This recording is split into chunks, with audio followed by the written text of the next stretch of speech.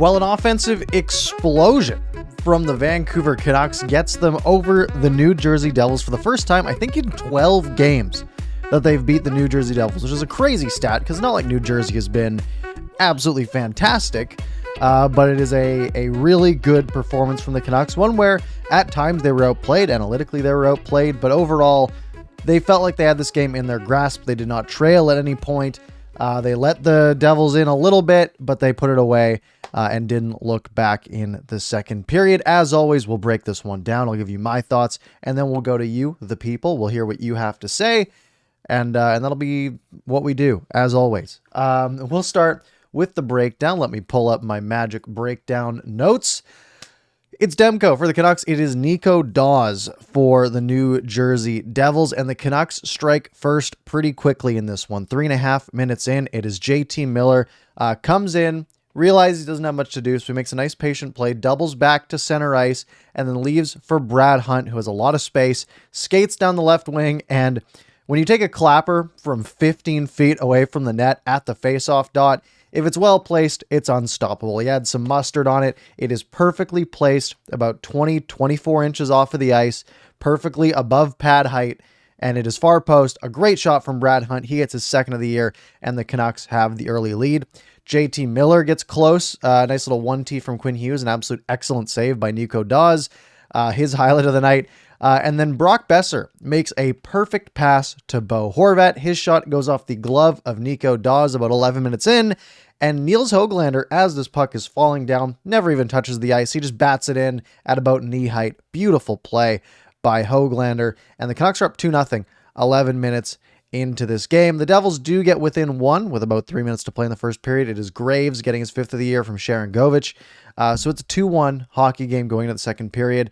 But the Devils did tie it after Quinn Hughes made a really nice breakaway pass to JT Miller. The puck bobbles off of his stick and he can't go. And then Jack Hughes gets a breakaway of his own and he scores a beautiful lob pass by Jesper Bratt to Jack Hughes. Sorry, I'm so used to saying Quinn Hughes. He burns Tyler Myers, sort of flubs the shot, but it goes over the pad of Demko. And this game is tied up at 2. So things are a little nervy for the Canucks. They've allowed 2 straight goals to the Devils. The Devils are using their speed to their advantage. And then Bo Horvat says, "Nuh-uh, not today. This is my team and this is our game." 8:34 into the second period. Bo Horvat skates in down the left wing. He saw Brad Hunt rip a clapper through Nico Daws and he said, "I can do that too." 97 miles an hour skating down the left wing, an absolute rocket. Daws gets a piece of it, but there's just too much heat on it. The captain makes it 3-2. And then 17 seconds later, they score again. And this was so beautiful. So beautiful. Look, I've given Tanner Pearson flack in the past, earlier in the season. He has been really good this year, to be honest. And Tyler Myers, I've also said, has been very good this year, especially he's had some games where he's excellent, some where he's not so great. This was so sick. Tanner Pearson comes down the right wing and leaves for Tyler Myers, and then he goes to the net. Tyler Myers winds up for the slap shot. Now, keep in mind, get in the mind of the goaltender here. Get in the mind of Nico Daws. Nico Daws has been beat by Brad Hunt on a slap shot that just went right past him. He's been beat by a slap shot from Bo Horvat skating down the left wing that he got a piece of. So he's probably thinking, they're going to be ripping slap shots at me. And as he sees Tyler Myers wind up for the slap shot, he is full blinders up, focused on this shot that is coming from Tyler Myers. And what does Tyler Myers do? He uses that enormous brain of his, the 200 IQ in that brain, and fires a tape-to-tape slap pass to Tanner Pearson all by himself in the crease, wide open net. It is so beautiful. Love to see it. Canucks are up 4-2 about halfway through this game. It's the second point of the night for JT Miller, who got the second assist on that one. The Devils did get back within one about 3 minutes later, a rebound that Demko couldn't control. Bastian jams at home. And it's a 4-3 game as we go into the third period. Mott takes a 4-minute high sticking penalty, which they kill the first 2 minutes of to end the second period. So we go to the third period. Canucks up by 1 goal, shorthanded. The Devils really can take over this one, but keep in mind, third periods have been good for the Canucks lately. They've had a couple of games where they've been down going into thirds, and they've brought them back at least close, sometimes winning them. So the Canucks have 2 minutes to kill to start the third period, and Bo Horvat gets a great breakout pass from Quinn Hughes. He streaks into the zone, a quick shot on Gillies. It is so perfectly placed, short side, off the post and in. It's his second of the night, a shorty to make it 5-3 and basically seal the deal. And then with 8 minutes to play, Luke Shen gets a shot that's tipped down by John Pond. Juho Lammikko looked a little close to being a high stick on the replay, but they didn't even look at it. Toronto gave him the thumbs up. Wes McCauley said, good enough for me. And we move on 6-3, the final score. Canucks kill off a late power play for the New Jersey Devils. And that is all she wrote. 6 goals for the Vancouver Canucks. I think this is the 5th time this season they've scored 6 goals in a game. It is really nice when the offense is just pushing out goals. Thatcher Demko had a totally average goaltender game. He allowed 3 goals, which is pretty normal. Expected goals for the Devils were 3.25. So technically, Thatcher Demko was slightly better than expected for an average goalie. So a normal night for Demko, but the Canucks capitalized on some weaker goaltending on the other side in Dawes and Gillies, and made the Devils pay. So my pluses, my minuses. Let's get into those. I don't think I wrote enough down, so I might think of more as we go. My first plus is the Canucks finally beat the Devils. It's been a while. It has been like 12 games, I think it was, as this goes off. It has been, I think, 12 games since they've beat the Devils, but they did it handily this time. They've really struggled against this team, but they get it done. Sometimes that can just be a little bit of a mental block. And a big piece of that in this game, Bo Horvat. Bo Horvat heard all of the talk about, oh, he's not a good enough leader. He's not contributing enough. Well, guess what? He goes out, he scores his 21st and 22nd of the night on like a 30-goal pace, slightly below that, but pretty close, like a 27, 28-goal pace, which you'd be totally fine with in a second-line center. And just 2 excellent goals, both just hard shots, perfectly placed shots. Can't complain too much about that. True captain's game from Bo Horvat, 3-point night, which we love to see. Speaking of 3-point nights, JT Miller, again. I don't know where this guy finds so many points from, but he just keeps racking them up. JT Miller could have scored 3 goals tonight. He could have. He had some grade A chances that just didn't work out for him. He had a breakaway. He had a puck in the crease that he couldn't jam home. JT Miller could have had a bunch going tonight, but he gets 3 assists anyways. So he is up to 73 points on the season in his 59 games that he played. Just so you know, if you do a little bit of math and you go 73 times 82 divided by 59, which is how many games JT Miller has played this year, it's 101 point pace for JT Miller. Not too shabby. 27 points in JT Miller's last 13 games. Over 2 points a game on this point streak. He's unstoppable. He is absolutely unstoppable right now. And again, you can look at it and be like, okay, 2 of those assists were secondary assists, but sometimes when things are working for you, things will just keep working for you. Again, he didn't really have a part in 2 of those goals. The Brad Hunt one he did. He made a nice play to set that up.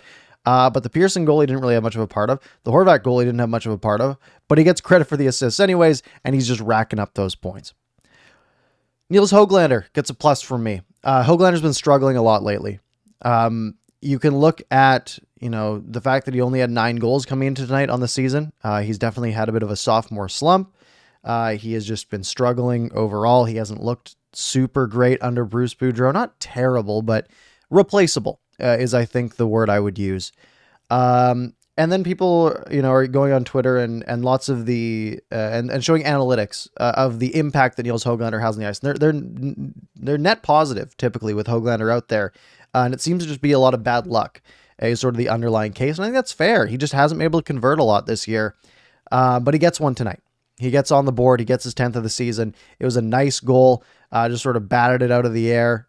He was playing pretty well with Horvat and Besser tonight at times, and whoever he ended up with at different times of the game. Hoglander, I think, had a pretty good night. Gets a goal, which we love to see. So good for him. And my last plus that I have on my list, actually, I do want to give one to Tanner Pearson because I think he's been very good. He gets a 2-point night as well. Brad Hunt pitching in the scoring is great. The penalty kill is a big one. Elias Pettersson out of the lineup, and he's been killing some penalties occasionally. So maybe not the biggest deal, but you don't expect to score many shorthanded goals with Elias Pettersson out there. But the Canucks penalty kill goes 3 for 3 on the night, because I think there was just the 2 penalties, the double minor and then the 1 late. So the penalty kill technically goes 3 for 3 with a shorthanded goal. It's better than perfect. It is better than perfect on the night. The power play didn't convert. They didn't get a shot either, but it was third period. They were up by 2. It wasn't super crucial that they get a lot of chances. Either way, penalty kill was very, very, very good in this game. On to the minuses, though. There were some negatives in this game. And the first one is that the Canucks were analytically outplayed. And again, analytics don't tell the whole story. They're a nice little extra piece of information to look at that tells a bit of an extra story. I mean, the most basic analytic is shots on goal, right? Shots on goal, 35-31 in favor of the Devils. Obviously, that doesn't tell the whole story. We look at things like expected goals, which is a metric I like to look at. At 5-on-5, the Canucks were expected to have 44% of the goal share. So pretty even, a little bit of an edge to the Devils, but in all situations, which again, keep in mind, the Devils had more power plays. Expected goals were 3.25 for the Devils, 2.3 for the Canucks. So they really outscored what they were expected to. And that makes a lot of sense, right? You look at the goals the Canucks score. Brad Hunt, a slap shot from down the wing, not a super high percentage play. Same with Bo Horvat. Both of his goals were from pretty far away from the net. So I think that's pretty fair. High danger chances, 15-10 in favor of the Devils. Corsi, so just shot attempts, 60-51 in favor of the Devils. Basically every single analytical metric you look at, the Devils were slightly better, but the Canucks scored more goals. And that's really what matters in hockey. So a game where the Canucks were a bit outplayed, especially mainly in the third period, but they got the job done. And that's the main key. Other minuses for this game was the Canucks clearly struggled with New Jersey's speed. And it was really one line, right? It is that Jack Hughes line with Bratt and whoever they were out there with. I think they might have been out with Sharon Govich at times or Bastian at times. Jack Hughes is fast, and the Canucks struggle with that. You think about who the Canucks defenders are, right? Oliver Ekman-Larsson, Tyler Myers, Brad Hunt, Luke Shen. Who's the other one? There's Quinn Hughes, obviously. Who am I missing? I don't even know. I'm drawing a blank. They're not fast, though, is what I'm trying to say. The Canucks D doesn't have a lot of foot speed, and the Devils were able to exploit that at times. Jack Hughes looked dangerous out there, and he had an excellent hockey game. I think, how many points does Jack Hughes have this year? Jack Hughes has 44 points in 39 games this year. He's on pace for like 85 points. That's like 90 point pace. He's playing really, really well. That speed was a problem for the Canucks tonight. My last minus, the Rogers Arena ice has been notoriously complained about by players in the past. And I think you saw that a little bit just for JT Miller tonight. He just couldn't seem to settle the puck down onto his stick, which is unfortunate because I think he could have had a goal or two tonight in this one. But either way, pretty good night for the Canucks. I do want to spend a little bit of time here touching on the out-of-town scoreboard for the Vancouver Canucks. That is crucial. There's about 20-something games left in the season. Scoreboard watch season is here. The Canucks get their 2 points. That's all they could do tonight. You look at other things around the league. The Dallas Stars, who are maybe in that push for one of the wild card spots, they get shut out by the Toronto Maple Leafs, which is great for the Canucks. The Anaheim Ducks lose in overtime to the Rangers. Not ideal. They do get a point, but it's only 1 point. So that's not a terrible result. The Predators beat the Penguins. That's not ideal for the Canucks. Winnipeg 7-3 over the Vegas Golden Knights. Winnipeg, the Canucks need to stay ahead of Winnipeg, but they should do that if they're in the race at all. Winnipeg's kind of out of it. I think they had a 9% chance of making it coming into today. Vegas is catchable now. Vegas went 0-5 on this road trip. It's the first time they have lost 5 games in a row in regulation in their history. So they are just falling off the face of the planet. They don't have a goalie, right? That's a problem. Leonard's out. Who was their goalie tonight? Their goalie tonight was Logan Thompson and Laurent Brossoit, and they allowed 7 goals on 23 shots. Vegas doesn't have goaltending, and it is killing them. So And then Edmonton beat Detroit 7-5 tonight, which is a negative result for the Canucks. But they did allow 5 goals to Detroit, and that's kind of a positive. So the out-of-town scoreboard, a pretty even night. Couple wins for the Canucks, couple losses for the Canucks. But the big thing is the Canucks get their 2 points, which is all they can do, and all the destiny that they can control. And we go into, the Canucks now have 3 games left. 3 games left before the trade deadline, which by everything we're hearing looks like it might be a pretty slow deadline day because apparently sellers are asking for too much and buyers don't want to pay very much. So we'll see what happens there. But basically 3 more games to determine the fate of what happens to this team at the deadline. They get the Red Wings Thursday, which they should be a beatable team, although they did put up 5 on the Oilers tonight. They got the Flames, which will be a tough game, and they got the Sabres on Sunday. All right, that's enough of me talking, I say, as I'm going to read your comments, and it'll still be me talking. But now I will take any questions, and I will try my very best to answer them. Let me just get set up here. All right, scrolling up to the top. Let's see here.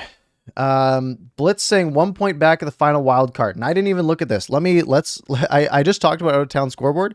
I didn't look at standings. Have they updated yet? Looks like they have, because they have the Canucks at 61. I think that's how many games they've played now. So the Vancouver Canucks are 1 point back of Vegas, which is so crazy.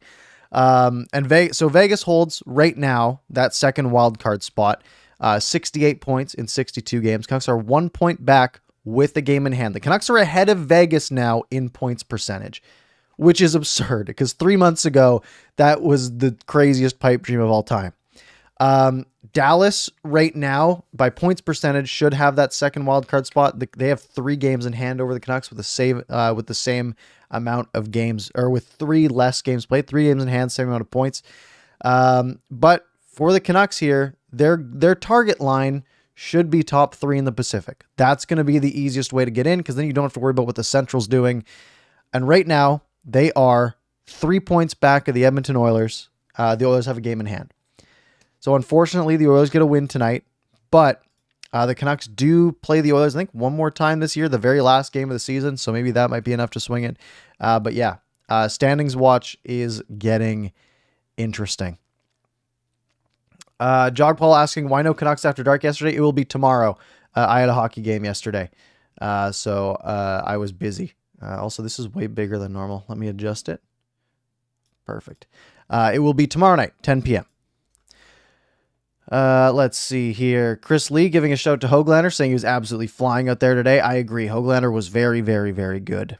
And Kai saying very similar things, saying huge win. I really liked Hoglander's game tonight. He seemed to be everywhere. Myers also made a beautiful pass, but I thought him and especially Oliver Ekman-Larsson struggled defensively a bit tonight. I think that's fair. Oliver Ekman-Larsson didn't have a great game defensively. I guess just in general, because his main role is defense. And I think Myers is in a similar boat. I think Myers made up for it with that pass. That's worth it to me. If he plays decent or not very good defensively, but makes a sick play like that, that's the chaos factor, which is just fun at this point. Hoglander was very good. How many minutes did Hoglander get? I am curious. Where's my game center here? Game center, team stats, Vancouver Canucks. Hoglander played 13 minutes. Hey, that's pretty good for him, considering he was at like 7.5 a few nights ago. Podkolzin had 8:58. Paton was the team low at 8:18, which makes sense. His first game with the squad. Let's scroll a bit here. Blitz saying this is now officially a Tanner Pearson fan club. Let's do it. Let's go. Yeah, I'm fine with that. Look, Tanner Pearson has been really good, like really solid this year, right? We're talking about a guy who has 30 points now, right? Did he get to 31 points this year? Or if this is included, otherwise at 29. He scored his 13th, so it hasn't updated. He has 31 points this year, making $3.25 million. That's pretty good. I was worried about the 3 years. This first one of this contract has gone pretty well. I think is safe to say. He is very well outpacing last season. Last season, he had 18 points in 51 games. This season, he has 29 points in 56 games, and he's really picked it up over the last few weeks here for sure. Jaskran saying, when Hughes outskated Myers, I knew the puck was going in. What do you think of that play? yeah, I mean, I don't blame Tyler Myers all that much. He got burned by one of the better skaters in the league, Jack Hughes. Myers is not known to be a fast skater. We know that. And it's tough when your entire defense is built on guys that don't skate very well, except for one. So I'm not too worried about it. Let's see here. FunQ saying, did Parker say Myers IQ and a 3-digit number in the same sentence? I did. Did you see that pass? That pass was sick. Mark is saying, who do you think had a better debut, Sheldon Rempel or Nic Petan? I didn't really watch the last game. I'll be entirely honest. I went to bed pretty early. Although I watched like bits and pieces. I didn't really notice either of them though in the time that I did watch. I've really liked what I've seen from Rempel at like the 2 AHL games I've watched this year. I don't think it translated excellently, but again, it's his first game. Nic Petan was fine. He was in a few battles in the corners that I noticed, but other than that, he was pretty invisible, which isn't a terrible thing, right? They're just fill-ins. They're trying to fill Elias Pettersson's slot, which is a tough thing to do. So I think both of them did fine. Nothing special. Let's see here. Debut Hunter saying Bo has been on fire lately, or Bo has been fire lately. Yeah, Bo has been so good lately. I think he has 9 points in his last 5 games, if I remember correctly. He's got that clutch gene, you know. He'll have times where he's not very useful, like he's just not very productive for a stretch of games. He's a bit streaky in that way. And then when his team needs him to, whether it's a playoff series like the one against St. Louis, or it's a playoff push like it is right now, or you go back to when he scored that goal with like 0.1 seconds left to win the junior title, he's got that clutch gene. And I think he lives off of putting the team on his back when they need him to. And he's been very, very good over the last 2 weeks or so, which we love to see. Let's see here. Jaskran saying, if you had to name a captain now, so this is assuming that Horvat was never named captain, I guess, including, and if Miller gets an extension, who would you name as the captain? I think, I don't know. I'd probably be pretty split on Miller and Horvat. It's really tough to say. Horvat was always groomed as the captain, from day one. And sure, he's a little bit quieter in like the media and stuff, but he seems to be a perfect person, right? Like name one bad thing about Bo Horvat. He's got the head shape. He's just seems to be an excellent guy. And Miller's the vocal one, and that's totally chill. You're totally allowed to have the quieter guy in the room who leads by example a bit and maybe, rallies the team up internally, not too much on the external side.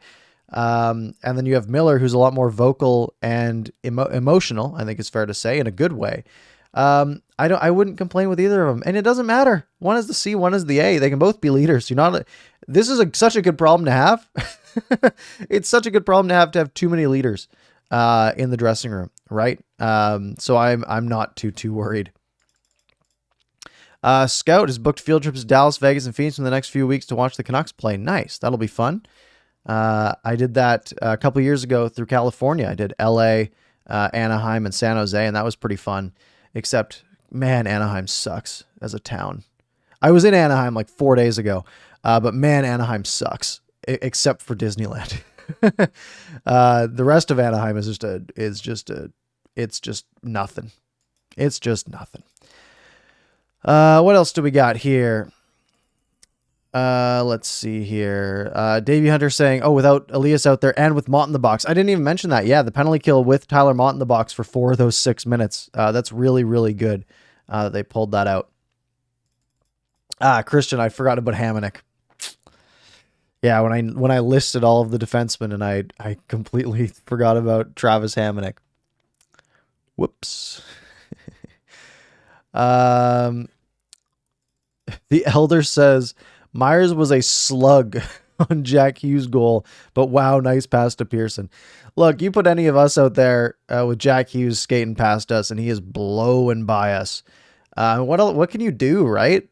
Like, genuinely, what are you supposed to do in that situation? You try to get in the guy's way, but when he's that good of a skater, he'll just walk around you, make you look silly anyways. Jaskran also saying, I'm happy Jack Hughes is doing great. He received way too much criticism in his rookie season. I fully agree. I think people are really quick to jump on rookies. It's because they get so hyped up, right? Especially guys who are going to go first overall, right? Alex Lafreniere is a great example of this right now, and Jack Hughes was an excellent one as well, where they light it up in junior or in college or wherever they're playing, and you're like, okay, this guy's going to be a star. And then he comes in, and Jack Hughes, for example, put up 20 points basically in his first year.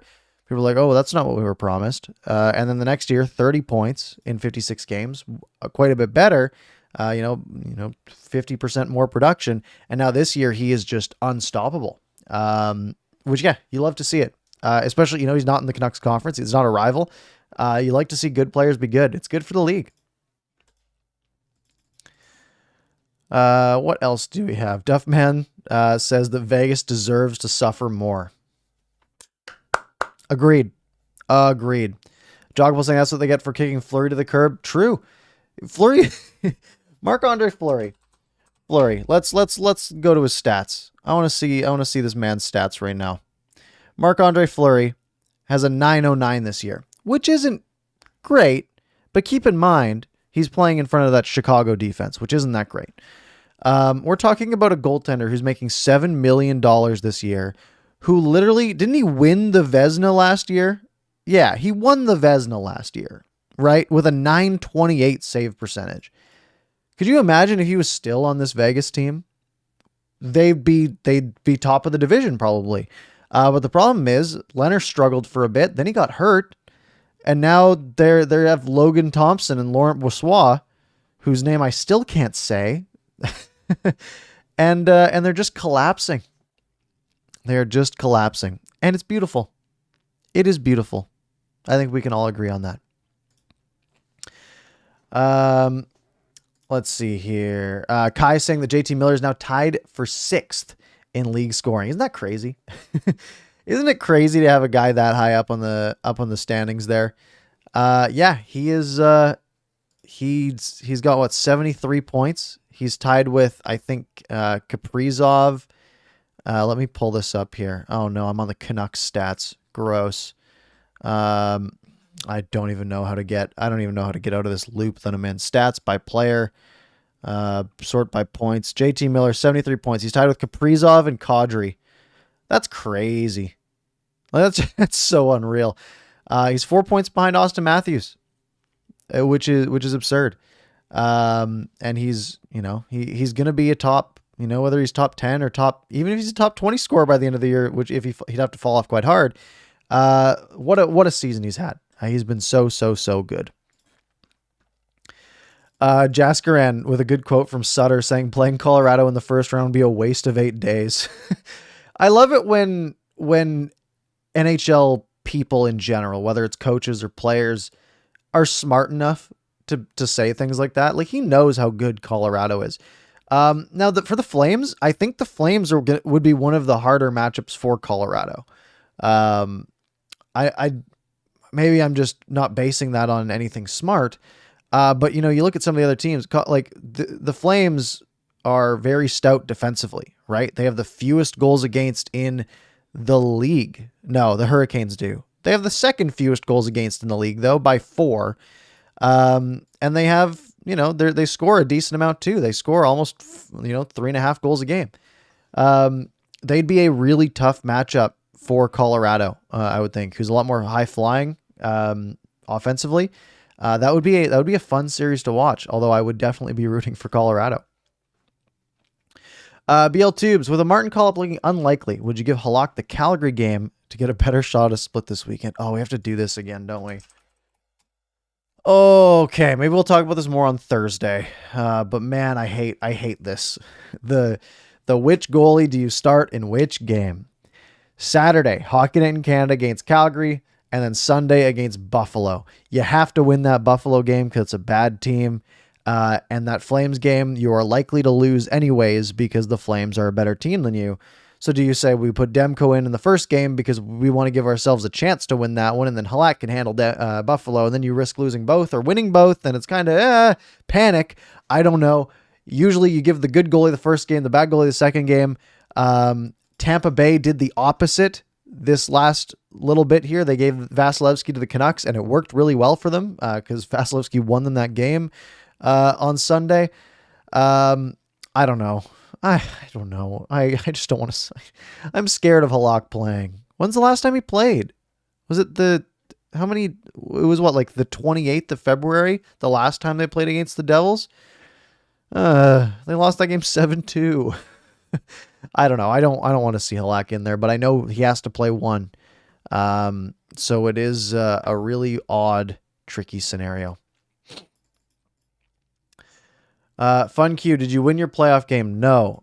We lost 4-2. I scored both of our goals. And that was it. I tried my best. But we have one more playoff game on Saturday. And if we win that, we keep playing. So we'll see. Fangirl, do you think Brad Hunt is overrated? I don't think he's rated at all. I don't think he's overrated. I think most people say he shouldn't be on power play 2. And he is a fine offensive focused defenseman, like a number 6, number 7. Everyone sort of has him as number 7. Right now he's filling in. And he's doing fine. He's fine. Symphonia says, glad we won, but the D-Corps looked like they had a lot of trouble keeping up with the Devil's speed. We really use some smooth skating D-men that can defend. Yep, that is true. Problem is, you got to give to get. Every single team in the league wants smooth skating D-men that can defend. The Canucks have one of them. The Canucks have one of the best ones, right? Not the best, but one of, for sure. And it is tough to get more of them. But yeah, the Devils are a fast team, or they have a fast line. And if you can get burned by speed that easily, it's tough.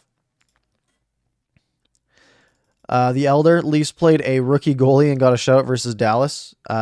We needed them to lose. It's interesting.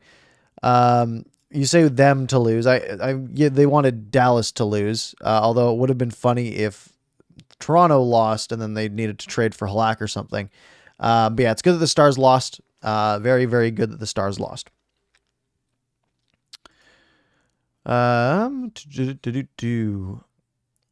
Let's see here. Trying to find some more questions. What else do we got? I want to see if there's any longer ones before we wrap up here. King Kenny saying, if the Canucks can get 5 to 6 out of 8 of the possible points, the Canucks can be in a playoff spot. So there's only 3 games left before the deadline. So if they can get, let's do some imagining and say they beat Detroit and Buffalo. Because to me, I feel like the most likely outcome is the Canucks get 4 of the next 6 points, beating Detroit and Buffalo, right? That seems to be the most likely scenario. That would put them at 71 points and likely on the edge of a playoff spot, right? Vegas only plays 2 more games before then. They have Vegas's schedule, folks, is not a walk in the park. The Vegas's next 5 games, they have Florida, then they have LA, then they have Minnesota. So 3 good teams, 3 playoff teams. Minnesota's falling off the wagon a little bit right now, but Florida is excellent. LA has solidified their spot as second in the division pretty well.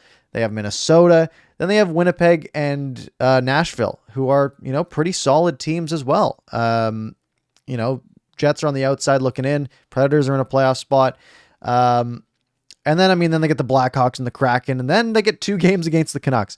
But if we're talking about what the situation is going to be by the trade deadline, Vegas plays Florida and LA. There is a real chance they get 0 points before the trade deadline, and they are stuck at the 68 mark. There is a real chance the Canucks are at 71 points at that point and in a playoff spot. And so you say natural buyers. Natural buyers is a little tricky because when you're in like the second wildcard spot, I wouldn't say you're really a natural buyer. But it is a lot easier to buy from a playoff spot than from not in one. I don't think they're buying. I don't think anyone's buying. to be honest. I think it's going to be a snoozer of a trade deadline from everything we've heard.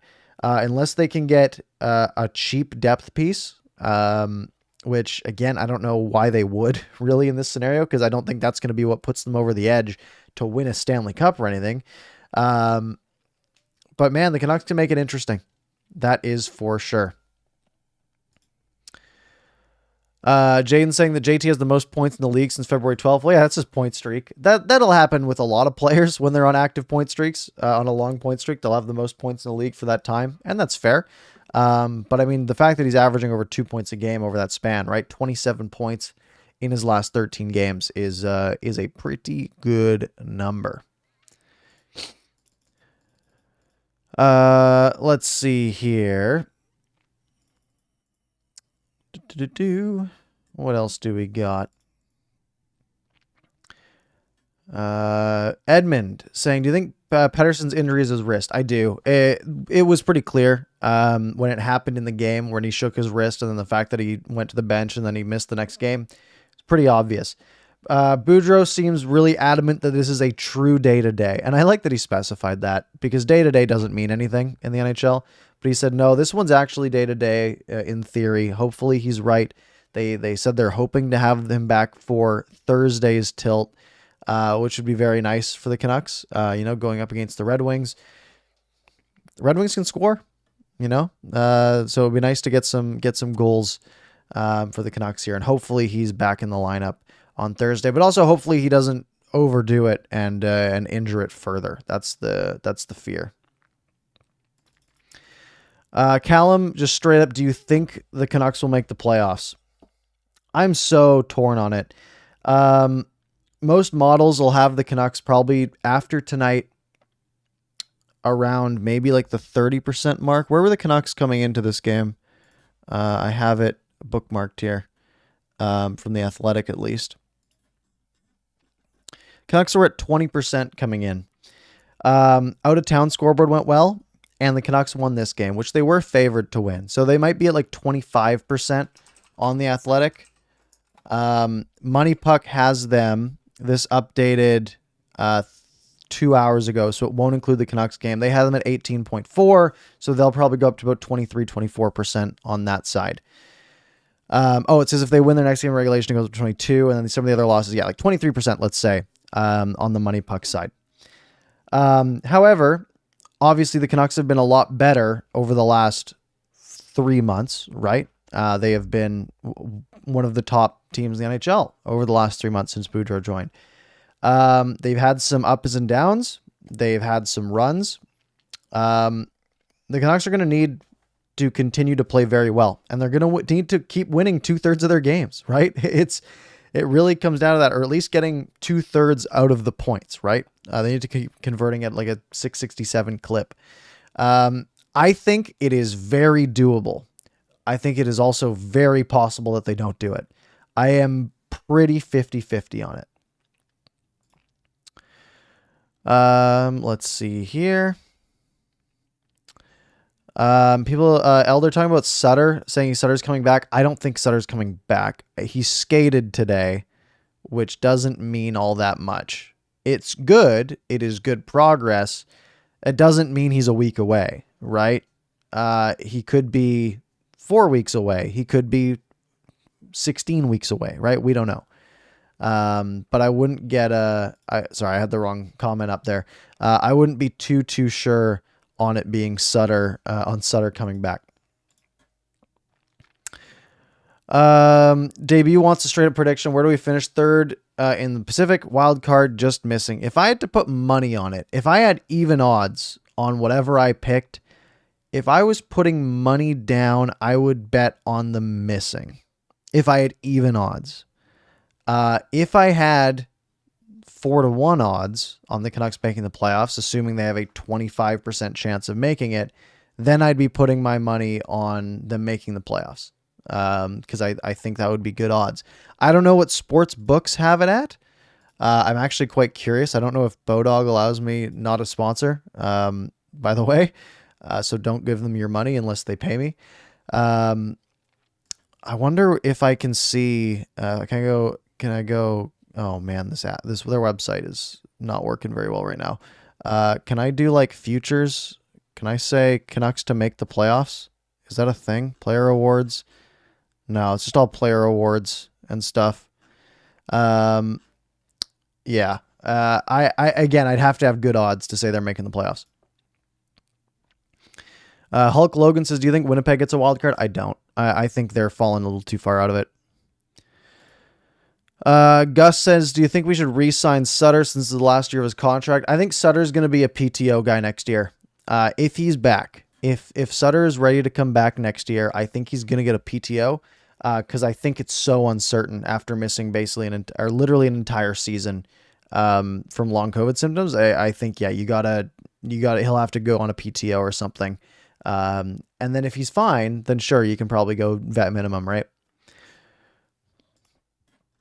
Jaskren says, do you think Rathbone will play this season? I don't know. I think if the Canucks really need an influx of offense, maybe, or if someone else gets hurt, I think he's probably the first guy up. But man, he is continuing to light it up in the AHL. He's got a point streak going. He gets hurt for, 3 weeks, comes back, gets another goal. Rathbone has been so good in the AHL, and I think it is worth leaving him down there to continue to rack up points and to be a star basically in the AHL because he's young, right?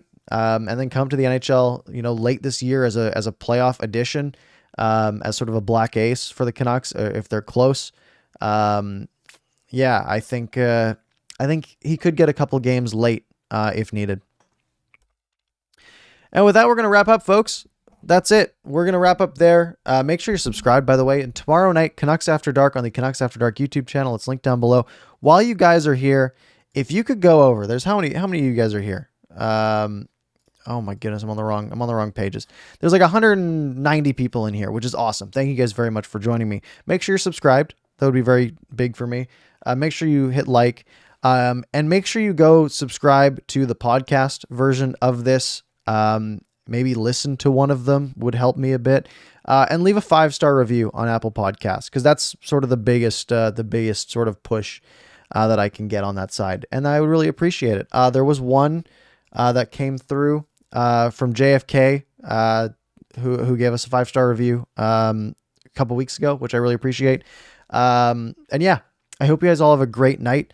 I will be back, like I said, for Thursday's game, which will be a fun one. And I will talk to you all next time.